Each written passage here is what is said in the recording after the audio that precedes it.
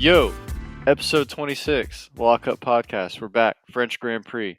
It was this morning. It was bright and early for Chris. It was pretty bright and early for me. But yeah, it was interesting. It was interesting to say the least. It was kind of exciting and kind of a snooze fest at the same time. But I mean, I'll let Chris give his 2 cents on it. But I don't know. It was an interesting weekend. I feel justified in putting it as a B tier track for us, honestly, I after this feel weekend. justified. It was Yeah. pretty mid. There was excitement, but it was also pretty boring. I mean, yeah, it definitely justified itself as a B tier track. You know, S tier being the highest, A tier, and then B tier. So perfectly mid. It was perfectly mid, and you know, along This was along the with the last French year. drivers, along with the French drivers on the grid, it was mid for them too today. But like, Well, they're just mid. yeah, I don't know. French Grand Prix. It was exciting for a couple laps, then a snooze fest for the last 30 laps. But Dude, I don't know. We saw some it's interesting things. it's the last year they're doing the French Grand Prix. They're not coming back next year. Wait, for real? That's actually Yep. confirmed? Yeah, I saw a tweet about it. I didn't read into the article, but whatever's on the Oh internet's no. true, right? Yeah, just I'm gonna go with that. Whatever was on the internet, I'm just gonna blindly believe, um, and put zero research into it at all because honestly, I didn't even know that if that's true. But that's actually kind of insane because I like the track. It's just not as exciting as the rest of the calendar. That's about it. Would you rather lose this track or Spa? This track 100% unanimously. I Yeah. don't even want to get into the argument about Spa because I think whoever's making that That's our decision number one is, S tier. dude, that is huge smooth brain activity. Like, I don't understand who's making that call, but I digress. We'll get into that in a couple weeks' time. Actually, no, it might be even more than a month because summer break's coming up. But let's just talk about this French Grand Prix. And all I have to say to sum up this weekend is I actually think Ferrari might be clueless. Yeah, Ferrari might be clueless, and I think we actually nailed our predictions for once. First Dude, race of the season that we nailed it. we went 2 for 2 this weekend. It We might did. have been a flawless weekend for the lockup podcast. I'm not even going to lie. Yeah. I mean, didn't I think you said Mercedes 2-3, right? I think I said Mercedes 2-3. I think I had George at P2 and Lewis at P3. But either way, I mean, I consider that a 50-50 win, a flip of the And coin. then you said Perez 4 and then Sainz 5, so I mean, you I nailed was it. I And was definitely right on that. I was definitely right on that. And you know, Verstappen, of course, he gets into clean air, and then it's so long to the races for him. He can just coast the whole way. But let me tell actually, I you think what. you had Leclerc at 4 or something, but I told you he was going to DNF. I That's told you there was true. no way I he was was about to making out say, this let's race. talk about you getting into your bag and just absolutely nailing the fact that Leclerc was going to find some way to screw up the Sunday because he had a flawless Saturday. I don't think it's because he had a flawless Saturday. I just think it's that Ferrari car is only built to last like 2 or 3 races and then it breaks. And we saw last race the throttle issue, and it sounds like that was it came back this weekend. I know after the fact he was talking on the radio and said that it was his driver error that made it happen and blah blah blah. But is he just covering for the team? I don't think at this point he'd be doing any covering for the team. I think Why uh, not? he- I don't know, dude. I think it's a nightmare, like for morale in the Ferrari camp right now. Even with, dude, half of them didn't even want to celebrate Carlos's win. Like half of them didn't want. Like they're barely getting by right now. And if they want to do anything to stay in this championship, even a little bit, they're gonna have to tighten up because I don't think Leclerc is covering for the team because why would he? Give me a solid reason why he should do that right now. Because if it was the throttle pedal again, safety concerns potentially, FI investigating them, and then Binotto had that little stern talking with him, so maybe that was one of the things they talked about was putting the team first, because they are providing him the opportunity in F1, and what's he gonna do? Go to AlphaTauri like Pierre? I mean, very true. I don't. There's quite a few reasons. No, I hear you, but at this point in time, I mean, you got Carlos going against team orders. You got Leclerc wondering why Carlos is going against team orders, which lights a fire under Leclerc's ass a little bit more to start doing what he wants. And then, of course, he has a flawless race, but because of I know today actually probably was his error. His tire deg was like really bad on his car too when he decided to go. I believe it was the 18th lap of the race. Yeah, the 18th lap of the race, he decided to just absolutely lose the back end. But even so, his front right, I mean, you could see a tire strip, The graining. dude. It was so bad, and I know he started on the mediums, and the mediums were going off what it seemed like a 20 lap span was their life or something. But I don't know. I think it was a mixture of his error. He knew the throttle pedal was messing up, so he had to adjust. Obviously, I mean, you can't do anything at that point. But at the same time, like you said, and I think you're absolutely correct and hit the nail on the head, is those Ferrari cars are only in prime condition for 2 to 3 races. Like Yeah. that's just simply it. Yeah, man, I don't know, dude. It's pretty messed up. I think he was within the pit window for like a good strategy for the medium tires. So I don't know. It's hard to say. I mean, uh, I don't know. We need to see like telemetry data. Maybe our boy F1 data analyst analysis will come out with some analysis on the Some tire reason why, degradation, or yeah. maybe he'll show like the throttle response again, and we can see if it was a throttle issue, or Yeah. get a little more insight into it. It's all just speculation right now, but No, yeah, of course. But before we dive in a little bit deeper as to what we're going in with this race, let's just pop out the final standings of at least today's race. Today, French Grand Prix, we have obviously the boy, the man, the myth, the legend, Mr. Prodigy, Max Verstappen coming in first. I mean, surprise, surprise. He gets clear air and he's should gone. we should we just give him the championship right now? I mean, dude, if Ferrari's staying like they are, you might as well. Ferrari might gift him the championship. They might go to his doorstep and be like, "Hey, uh, yes, can we speak to Max? We have a trophy for him." Like it's like, dude, they might as well give it to him with the way they're going about things. But like I said, I digress. I digress. But Max Verstappen came in first. We have a 2-3 for Mercedes, which is huge for driver standings and constructor standings, and I'll get to that in a little bit. But 2-3 for Mercedes, which splits the Red Bulls with Sergio's coming in fourth, which is great.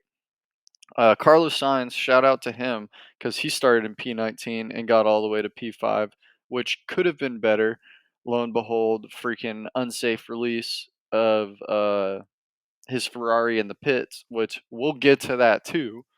Fernando Alonso and the McLarens are staggered, which it makes the constructor standing super spicy.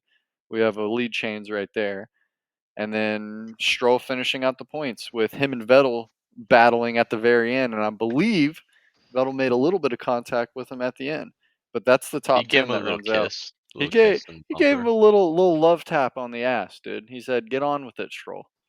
There were quite a bit of DNFs also. Magnussen, obviously Leclerc, Tsunoda. Yuki, right?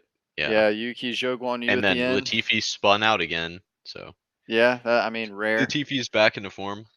Yeah, Zhou Guan Yu continued bad luck at Alfa Romeo, which either way, I know he's exceeded his expectations there, and most likely, if not already confirmed, he's staying with Alfa Romeo for 2023. But his bad luck just continues every other weekend, man. It's kind of tough, Yeah, yeah. It's man, it sucks for that and guy. you almost But have to question it more because it's a Ferrari power unit failure.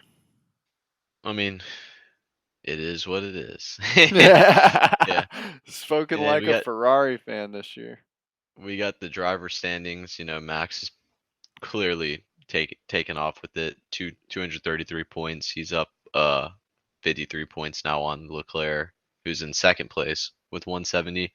Perez is gaining on him. He's at 163, so he's down by 7 points. right there. And then Yeah, Carlos Sainz is still holding on to P4, and but then George barely, Russell's behind him by 1 point. but He's hot on him, barely.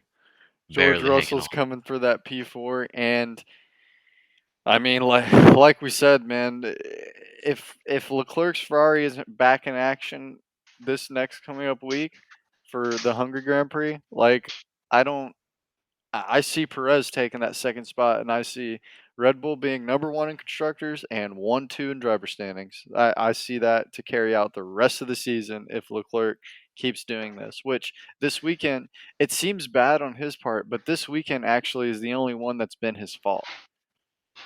Like, Imola.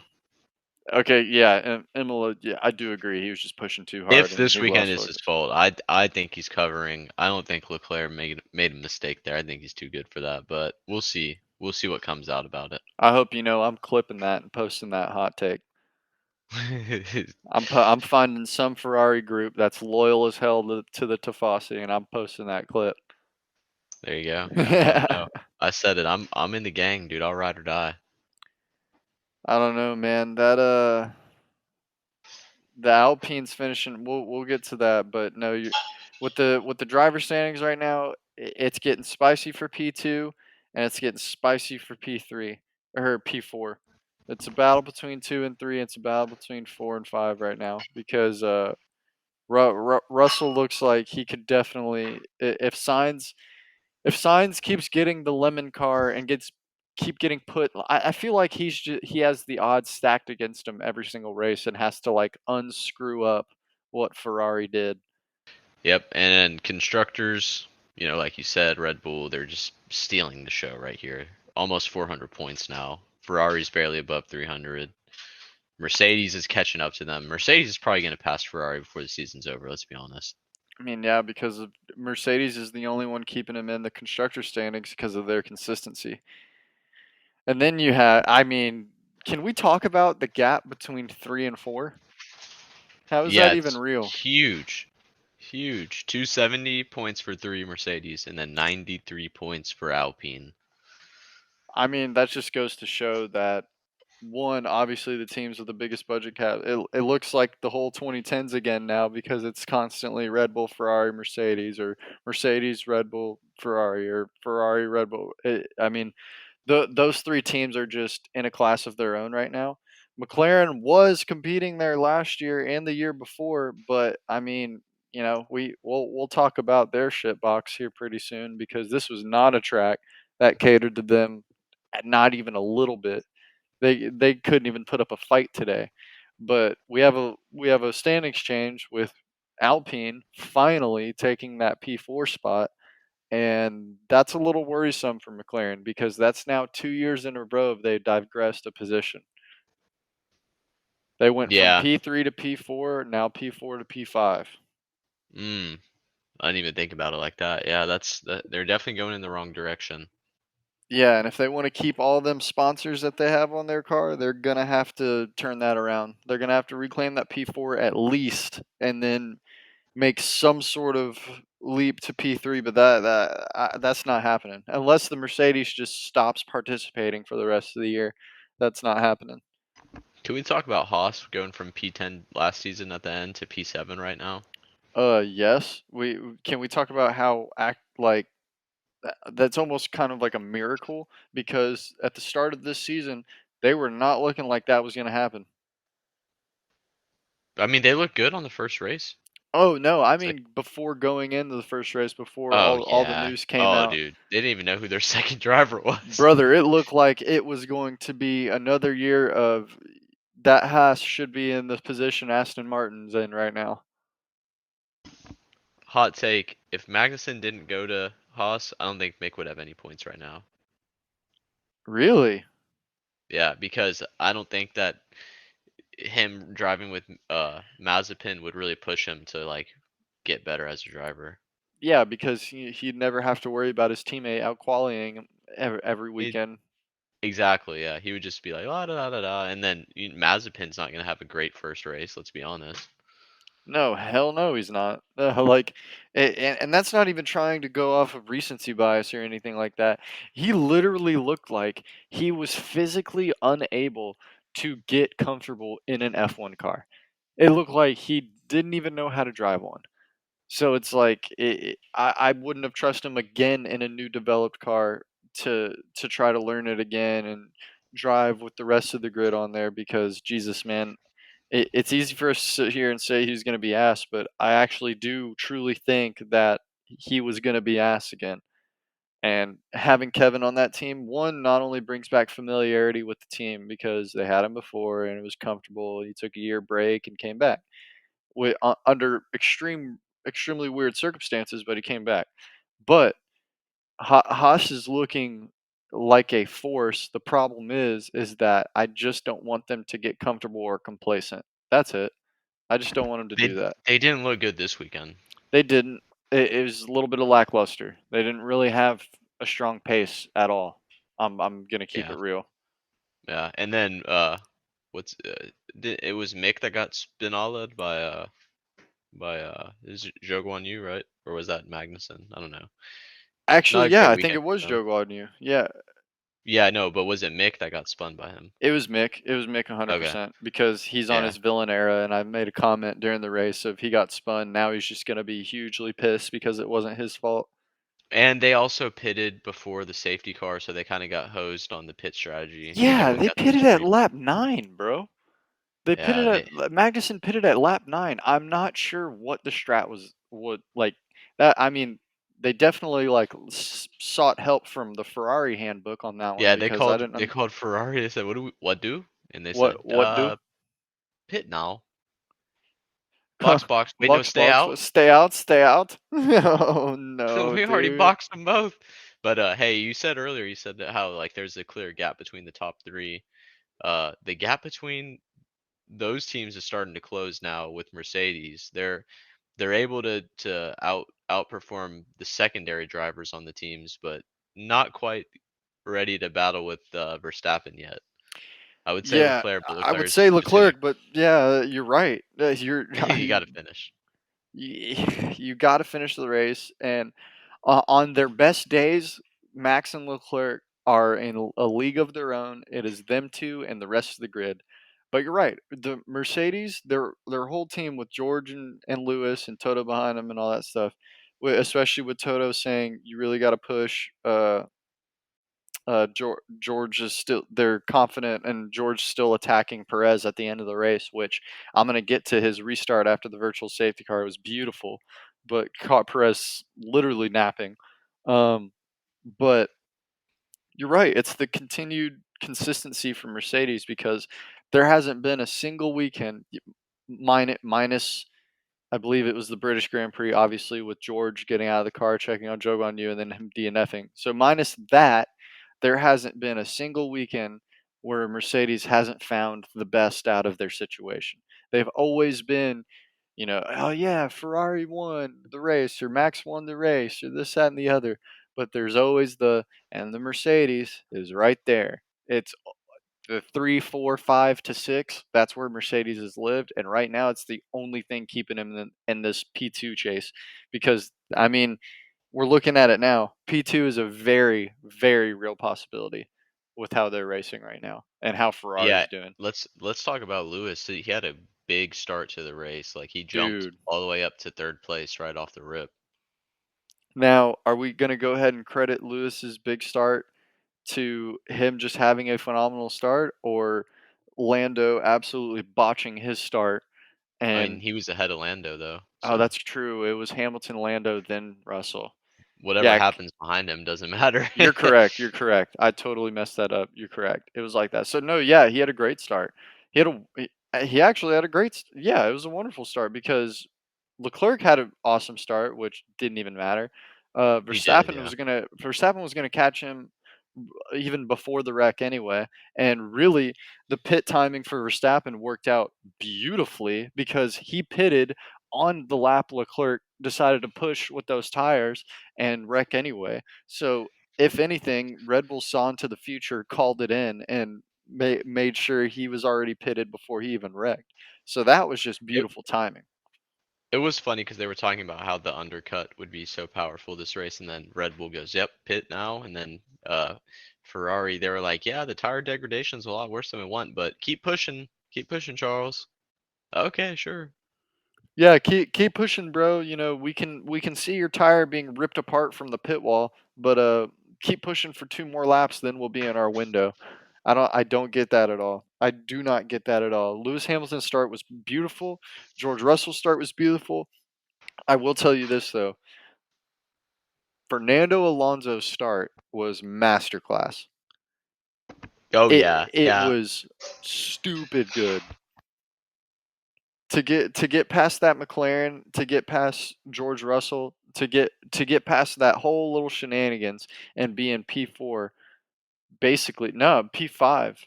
He was battling Lewis right off rip, and it was beautiful to see. He did eventually drop back, of course, but which I actually want to say, anytime we saw Fernando Alonso get ready to defend today, it almost I'm not going to say he didn't, and I understand this track is pretty hard to defend on, especially if you're just getting beat on raw speed, but it didn't look like he put up a lot of a fight today. And anytime he was coming to defend a car, we were like, "Oh man, he's behind Alonso," and then he goes, "Oh well, he got past." It didn't seem like we saw Alonso make that car 3 lanes wide today. Yeah, yeah. I mean, the track, it It's was, hard. It's it's a hard on lot of this track. straights. Like, yeah, it's definitely challenging to do, but I think he did pretty solid, especially where he finished. Well, actually, yeah. He got six, right? Yeah, he did good. He did good. Best of the rest definitely goes to those guys. But yeah, I mean, it was exciting. Lewis Hamilton started strong, finished strong. Uh, we think Mercedes is back. We talked a little bit about Leclerc's his big crash, but we can talk more about the rest of Ferrari because they were just not like it seemed like last race they were all in it. They were like, okay, we got to make up for mistakes. They had great pit stops. They had good strategy calls. Like everything went in their favor. They just had the engine explode and then almost had another DNF. So Yeah, this but weekend, Chris, what happened from that weekend to this weekend? nothing, Like, bro, nothing. it Did they have a week off too, or was it back see, to back? I don't remember. no, we had a week off, but that's what I'm trying to say. What happened to that strategy? What happened to those calls? What happened to those decisiveness? Because you heard freaking the 2016 F1 champion Nico Rosberg shaking his damn head at the whole engineer staff and strategists of Ferrari today because it Did you looked know? like they were clueless. Fun fact about Nico Rosberg: he beat Lewis Hamilton in the same machinery. I don't know if you knew that. Fun fact, yeah, I did know that. That's actually crazy. That's crazy. He put a spoil to his streak of running championship years. Equal machinery. Shout Equal out Nico machinery. Rosberg one time. Yeah, one time only because he retired after that. But Yeah, he realized he uh, couldn't do it again. I mean, shit, I would too. I would get that dub, and you got to go Gets the out on dub. He top. goes, "I'm done. I'm done." That's what you got to do. But no, yeah. So we had Ferrari tell Leclerc, oh yeah, don't worry about the degradation, keep pushing, and then he either driver errors or potential throttle issue. He's out the race.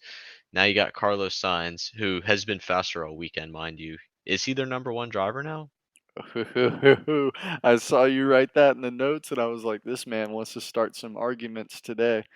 He I like I don't know, dude. He's freaking he's turning up, man. today, minus it's not his fault for the unsafe release. It's not his fault for the strategy. It's not, that it's not his fault that he started from the back today. I'll tell you what though, Chris, if he didn't start from the back, he's winning today's race. He's He winning it, huh? he Yeah. was winning today's race. That dude was cut. He was already at P12 before we even hit 10 laps. He Yeah, was he he was oh man, he was Dude, he was sailing. moving. He was cutting through all the traffic. Like I told you with Alonso, like I'm not saying he wasn't defending today, and I know this track is hard to defend and like keep your car wide and stuff. I get that. But it looked like no one was trying to stop Carlos today. Like No one that dude could, was man. moving. Yeah, and so we there was a guy on Twitter, the American F1 fan. He's got a little YouTube channel where he does reactions to the F1 F1 stuff, and he put some cool content out there. And he tweeted the meme where it's like, change my opinion. He said the French Grand Prix was boring outside of Leclerc's crash. I'm like, yeah, it is boring. He's right about that. It was a boring race, but I mean, Carlos Sainz did his part. He was cutting through everyone. He says it doesn't really matter because like is expected, blah blah. But I mean, it was still exciting to see him just seeing the P19 all the way up to he got up to like P3 at one point. I'm pretty sure. Yeah, Yeah, and no, then dude, he and literally then P3, and then and and then then here, let's paint you a picture about Carlos's race. He gets a nice pit stop in because of the safety car from Leclerc's crash. Uh, Ferrari decides to botch the pit stop. They could have had him out the pit stop smoothly, but it looks like they had an issue bringing the car back down. And then when they give him the chance to release, we got our boy Alex Albon creeping up in the pit lane in his Williams, and then Carlos narrowly like does not crash into him. Like that like was that was pretty crazy. And the inches. McLaren, the McLaren, their pits right in front of Ferrari. The one guy's has the tire out there. He's like, "Oh damn, I almost got ran over here." Dude, I swear to God, he could have kissed his freaking front nose wing. Like the McLaren dude was so close to getting just bitch slapped by that front wing. Dude, it it was it was actually incredible to watch Ferrari do that because mind you, after they did that, they had the unsafe release, almost takes off Albon's front wing, almost freaking absolutely clotheslines a McLaren pit stop worker, gets back in, goes, gets back on track. They're doing the safety car, he's going whatever. The unsafe release gets sent to the stewards to review. It comes back. They say he has a 5-second penalty. Tell me why. Tell me why that the Ferrari pit wall and their whole strategy department says, "Hey Carlos, you have a stop and go penalty the next time you come in for the pits."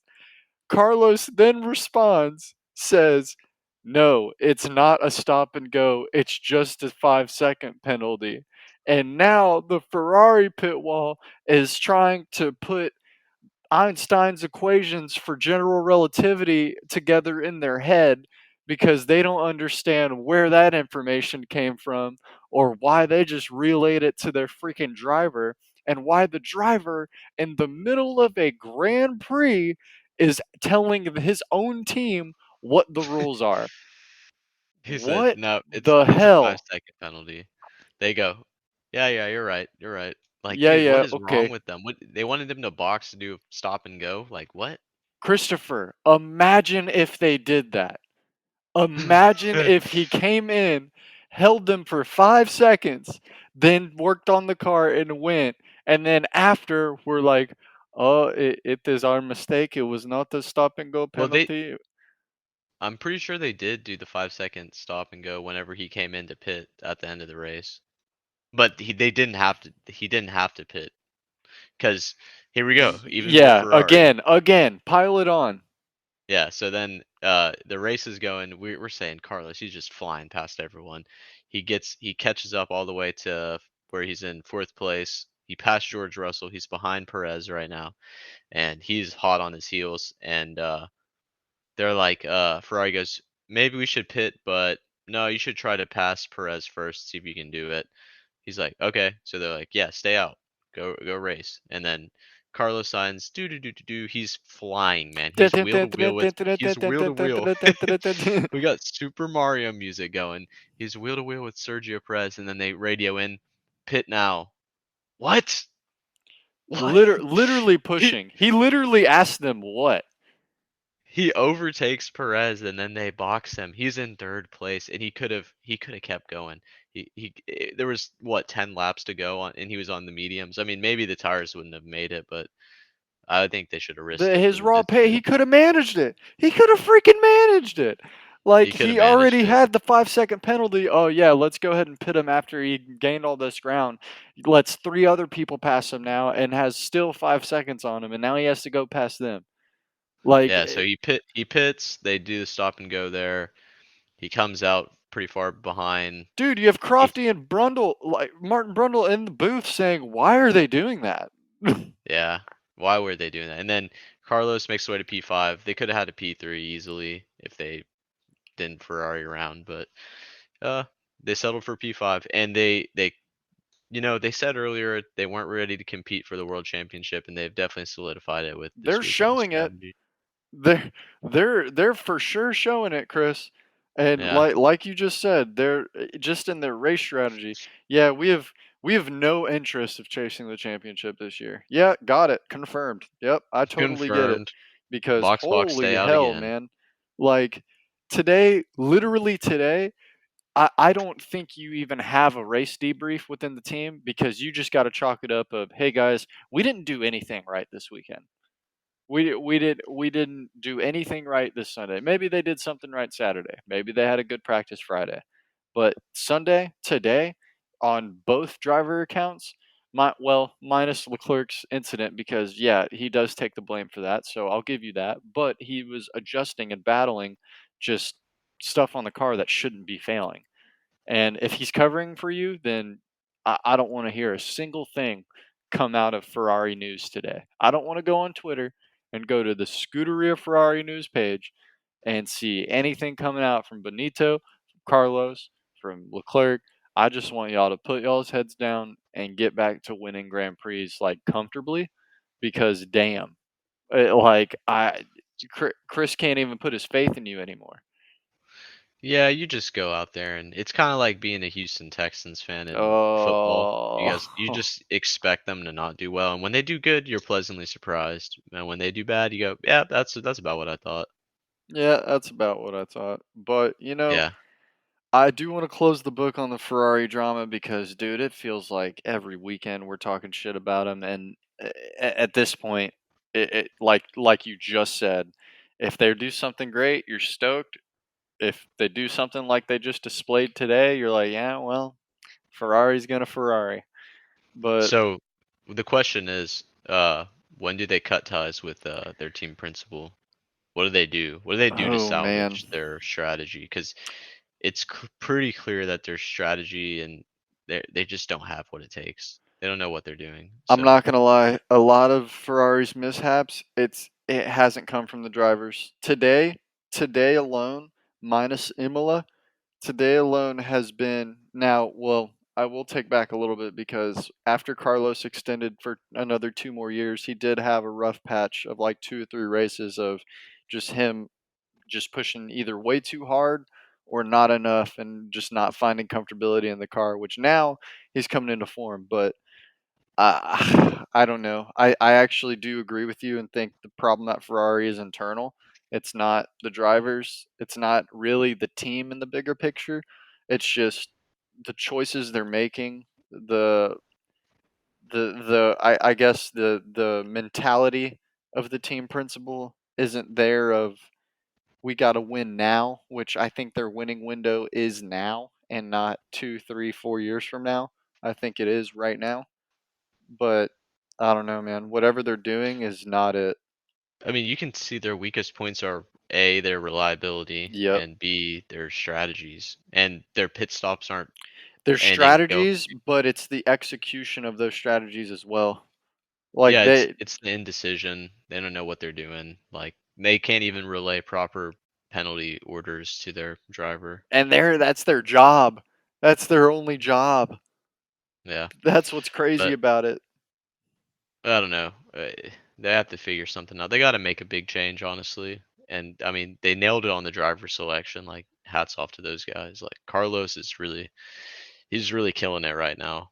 Charles Yeah, too, when his car works, that's what when I'm he doesn't have to. saying. It's like Yeah, the driver, just like with these other teams, the drivers are the least of your worries. Focus on the freaking team morale and just making sure the car finishes at its peak performance, not finishing under weird like, hey, you got no ICU, or hey, throttle pedal's broken, or you got to manage the tires for 10 freaking laps, or hey, try to cool down the brakes a little bit, or try like you got to finish these races, but finish at peak performance where you can battle throughout the whole race. Because right now, that Red Bull can run redlining the whole race right now without like breaking down. Ferrari, you cannot. So it's like it's that too. It's I don't know where they go after this, man.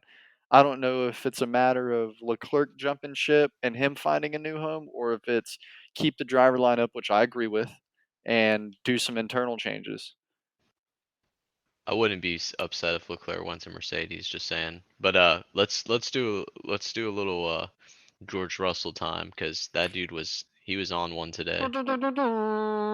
We've entered George Russell hour. I love this hour. Yeah, I know you do. That's your boy. That's your number one. Yeah, that's my number one champion of all time. He's gonna be the next Lewis Hamilton, mark my words, but he's gonna carve his own path and be Mr. George Russell, Mr. Sunday, Mr. Four-time champion, Mr. Five-time champion. He's gonna be that guy, pal. Um, but no, dude, besides his DNF, what?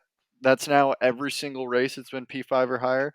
And today, with Mercedes being a double podium and Mr. Sunday himself sticking out the races and battling and having the restart of a freaking lifetime to hawk Perez down and snag that podium with the last, what, 2 laps? 2, 3 laps? Oh That's yeah, it was that's down Mr. to the George wire. Russell. That's Let Mr. the people George know what Russell. went down. Like, dude, okay. So we got Joe Guan Yu losing power to his surprise Ferrari engine at the end of the race.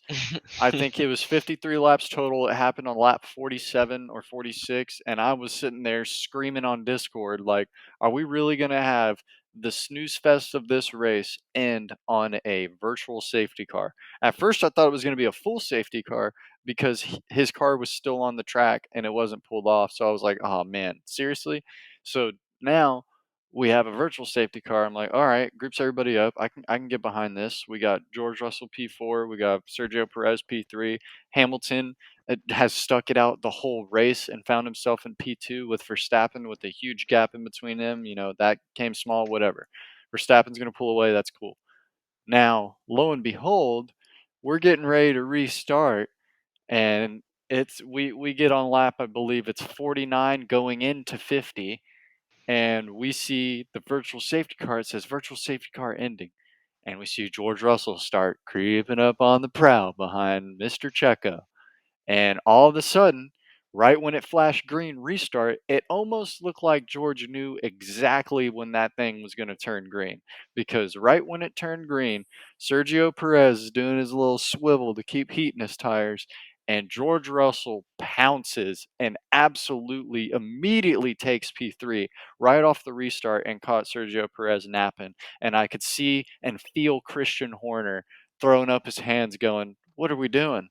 What are we doing right What are we now?" doing? Because He, George Russell snagged that podium. I'll say I was recently watching the Fast and Furious movies, the first one in Tokyo Drift, and George Russell seemed like he hit the NOS button at the right time. Dude, he went back in his seat. He fought the G-force and just went, "Wah!" and just the light year stars went in front of his face because he was moving so fast.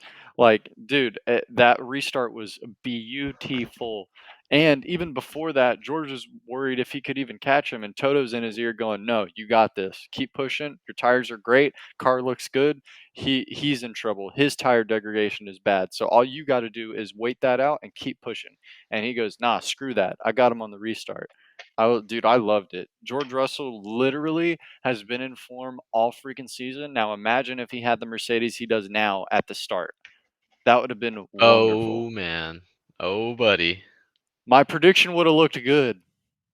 You're talking some crazy stuff right now because that would have been, yeah, My prediction would have been phenomenal. fire for the championship. Oh dude. Yeah, so true. So true. But yeah, George Russell, great race. Mercedes, great race. Red Bull, Max had a great race, but it looked like Checo was really struggling. It just looked. I don't know. He looked. I I hate saying this because it hurts my heart, but he looked like Danny Rick to a Lando today. He just like it wasn't that he was slow or he wasn't, it's not that he wasn't racing a good race. It wasn't a Red Bull race. It wasn't Checo in a Red Bull. It wasn't like I mean, for God's sakes, man, he's competing for P2 in the driver's standings. It didn't look like that Checo today.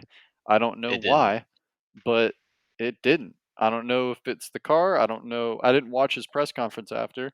So like I don't know what it was today. It was weird. It was odd. It definitely was out of character for how he's been driving all season, but uh, you know, he's still balls. He'll Yeah. come back. You can't be on it every week. Sometimes you got an off week.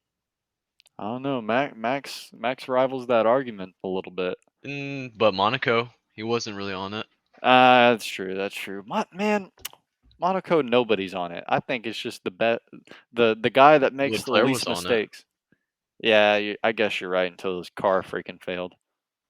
Yeah, and Carlos, I'm pretty sure he set purple sectors all throughout the French Grand Prix All today when he right, got you're his right. first I'm spot. sorry. You're right. You're right. I'm No, sorry. no, no, no. I'm You're talking about Carlos. I'm talking about Carlos today. That dude was on fire, man. he He was he he got moving, fastest lap dude. and he set all purple sectors in all three sectors. Dude Like it's was still decent points for Ferrari, but damn, man, it could have been so yeah. much better. Fifth place, man. It should have been third. That would have been really It good. should have been. Yeah, He shouldn't have to worry about a 5 second penalty. He shouldn't have to worry about him starting in P19 because of the freaking race before of his engine exploding inside of his car. Which, mind you, yeah. didn't realize how freaking dangerous it actually was because he's pulling off the escape road and it's blowing up behind him. Twice. I saw two explosions in that Like, thing bro, too. you're separated by a thin sheet of like fiberglass metal, like not even or carbon. Like it, like I don't know, dude. That shit's insane. But I don't know to round out this episode. I mean, Yeah, yeah, we got the Hungarian Grand Prix next weekend, and then there's a summer break after that. I kind of wanted to try this where we just kind of speculate a little bit. What do these top teams do to go forward? Like, I mean, we could go and even talk about like maybe at the midfield, like McLaren and Alpine, but like Red Bull, yeah. I want to know what the top ones do. You're right. Red Bull, it doesn't really seem like they need to do much. Like, just keep on the path they're on, and maybe they need to do a little bit more development now because it looks like Mercedes is catching up. But maybe they don't. Maybe they don't. Maybe it's just Perez needs to get a little bit morale going again. Ferrari, they need new strategies. They might need to switch up their like head of their organizations, honestly. Dude, you're right because with these top teams, it's so drastic. You have Red Bull. Really, we really can't pinpoint where they have to like focus on a category. But with Ferrari, I mean, where do you start? It's like I think with you, it's strategy department and reliability. I think if you want to focus on two main things of just addressing immediately, you have to address a lot. But right now, just immediately off rip, you have to look at the reliability of your car. Screw everything else. Your aerodynamics is fine. Your power is fine. Your all that's good. Um, durability, reliability, and just I don't know if you have to remove someone. I don't know if you have to find someone new. I don't know if you have to switch people around. But this strategy department, whatever data y'all are collecting, it might be good data, but someone's interpreting it wrong. Like, like it's I don't understand sometimes with these. Bro, you're pitting with 10 laps left in the race and you just found all of your pace. Like I don't understand how we arrived to that. So whoever you got to change in that department, do it because damn, Question: do they even watch the race? Also, it seems like they don't know where their drivers are on the track at any given moment. that's what it feels like, right? Like, The, why are you giving pit orders when your driver's literally passing? Chris, it uh, literally looks like they are just firing strategies out, watching nothing of how the race is going. Yeah, I mean, maybe there's a lot to look at. But yeah, that's Ferrari. They need to do something major because they're at the start of the season. We said it was their championship to lose, and they're losing it. Yeah, Um, they're beating themselves. They're literally beating themselves. Like Red yep. Bull is beating them. Yes, Red Bull is a very extremely hard, tough competitor right now. But Ferrari is playing themselves and Red Bull right now. I mean, last weekend or the last race should have been a 1-2 for Ferrari. Easy, This this weekend could have been a 1-2 for Ferrari if, or easy. I mean a 1-3 at least. Uh, and I mean it could have been a 1-2 if Carlos's It car could had have. been It just very well could have. wasn't destroyed. Yeah, I don't know. They're definitely shooting themselves in the foot. It's not like I don't know. Like Red Bull is doing well, but they're not like after the first couple races, Red Bull was totally dominating, but Ferrari should be able to dominate if they could keep their car on the track. Ferrari should be dominating. I think they need to look at their overall strategy and durability. Mercedes, I think whatever they're doing right now from race one to now, just keep your head down and keep doing it Yeah, because they need to close that gap though as quickly as possible. So they you're need to do a correct. lot of like big. They need to start bringing out their developments, but they said they were going to do that, and they got the summer break ahead of them. Yeah, they said this round and the next few rounds, a bunch like drastic upgrades are going to the car. So who knows? They could be doing that right as we speak. So that whatever Mercedes is doing, whatever plots they have coming, whatever upgrades they have coming, keep your head down, keep doing it because your graph has done nothing but trend up from weekend one. McLaren, uh, actually kind of the same thing as Mercedes, just on a smaller scale. Whatever you're doing right now, keep the development up. Your drivers will get there, but try to minimize the outside noise. Just focus on yourselves. Don't don't give entertainment to these opinions. Don't read into the Ricardo hate. Don't all that stuff. Just focus on the car because I'm seeing gains and they're now consistently finding themselves in double points a lot more. Fact of the matter is it's double points, not like they're still competing for 10 through 8. I'm not talking Yeah, double but points hey, for like 6 through 4. this race they looked good on the straights. Like I know they brought those two Better. side I'd say in, they and looked it looked better. Yeah. well. It seemed like whenever they were battling with the Alpines, the straights were where they were able to keep them behind, and then the Alpine was just catching them when they got into the twisty That's sections. true. That's true. See, that's the thing though. I just needed them to up their speed, not sacrifice their corner speed for straight line because I don't think you need to sacrifice anything. You can't I don't think you have the ability to have the wiggle room to sacrifice corner speed with their car because you need all Yeah, the but speed you can get. development wise, like now they know how to gain that straight line speed. Now they just need to work to bring back a little bit of what they lost. So I Yeah, think you're they're right. working the right way. It sucks that they lost that spot to Alpine, but they're about to go into the summer break, so they can catch them back on the second half.